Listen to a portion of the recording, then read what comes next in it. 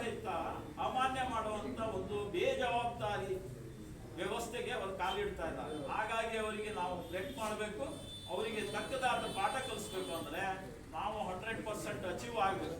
100% achieve ಆದರೆ ನಾವು ಮಾಡಿದಂಥ ಕೆಲಸ ಅಥವಾ ಈ ದೇಶಕ್ಕೆ ಹುಟ್ಟಿದಂಥ ಅಥವಾ ನಾವು ಕಾಂಗ್ರೆಸ್ಸಿಗರಾಗಿ ಮಾಡುವಂಥ ಒಂದು ಧನ್ಯತಾ ಭಾವ ನಮ್ಮೆಲ್ಲರಿಗೂ ಆವರಿಸ್ತದೆ ಅಂತ ಹೇಳಿ ಭಾವಿಸ್ತಾ ನಮ್ಮೆಲ್ಲರಿಗೂ ವಂದಿಸಿ ನನ್ನೆರಡು ಮಾತನ್ನು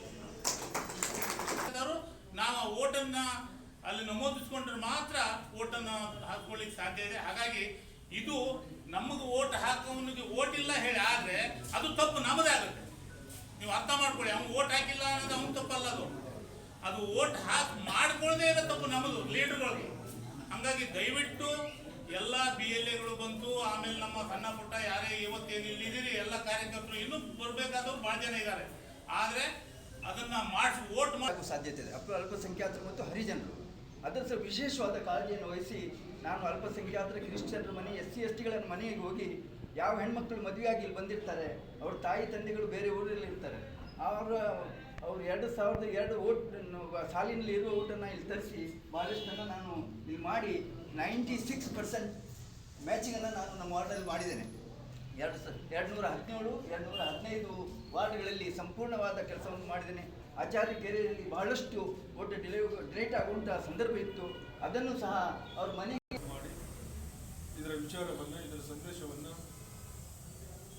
ನಾವು ಸರಿಯಾದ ರೀತಿಯಲ್ಲಿ ಮನಮುಟ್ಟುವ ರೀತಿಯಲ್ಲಿ ಅವರ ಗಮನಕ್ಕೆ ತಂದಿದ್ದೀನಿ. ನಾವು ಆ ರೀತಿಯಲ್ಲಿ ಇವತ್ತು ನಾನು ಅಧ್ಯಕ್ಷರು ಹೇಳಿ ನಾನು ಸಭೆಯನ್ನು ಕರೀರಿ ಅಂದರೆ ತಾವು ಕರೀದ್ರಿ, ನಗರಕ್ಕೆ ಸಿಗ್ತಕ್ಕಂಥದ್ದು ಬೇರೆ ಪದಗಳೆಲ್ಲ ಬಂದರೆ ಎಲ್ಲ ಮುಖಂಡರು ಸೇರಿ ಮಾಡಬೇಕಾಗ್ತದೆ.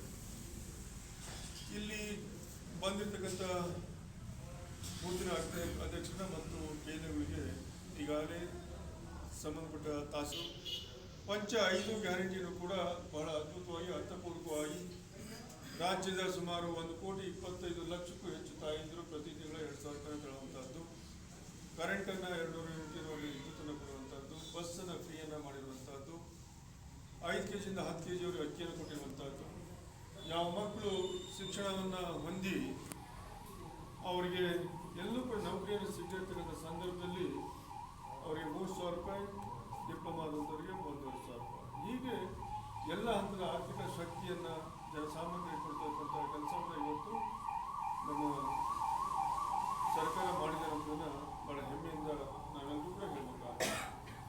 ಇಂಥ ಸಂದರ್ಭದಲ್ಲಿ ಇವತ್ತೇನು ಮತ ಪರಿಷ್ಕರಣಾ ಏನು ಕಾರ್ಯಕ್ರಮ ಏನು ಬಂದಿದೆಯೋ ಇದರಲ್ಲಿ ಪ್ರತಿಯೊಬ್ಬರು ಕೂಡ ಭಾಗಿಯಾಗಬೇಕಾಗುತ್ತೆ. ಪ್ರತಿಯೊಬ್ಬರು ಕೂಡ ಇದರ ಮತದಾರರ ವ್ಯಾಪ್ತಿಯ ಒಳಗಡೆ ನಾವು ಬರಲೇಬೇಕಾಗುತ್ತೆ. ಈಗ ಸ್ವಲ್ಪ ವಿಷಯನ ಈಗ ನಾಗರಾಜ್ ಹೇಳಿದರು, BJPಯವರು ಯಾವ ರೀತಿ ತಂತ್ರಗಾರಿಕೆ ಮಾಡ್ತಾರೆ. ಇವತ್ತು ಒಂದು ಮಾತನ್ನು ತಮ್ಮ ಗಮನ ತರಕ್ಕೆ ಬಯಸ್ತೀನಿ. ನಾನು ದೇಶಕ್ಕೆ ಸ್ವತಂತ್ರ ಮಾಡುವ ಪೂರ್ವದಲ್ಲಿ ಕಾಂಗ್ರೆಸ್ ತ್ಯಾಗ ಹೋರಾಟ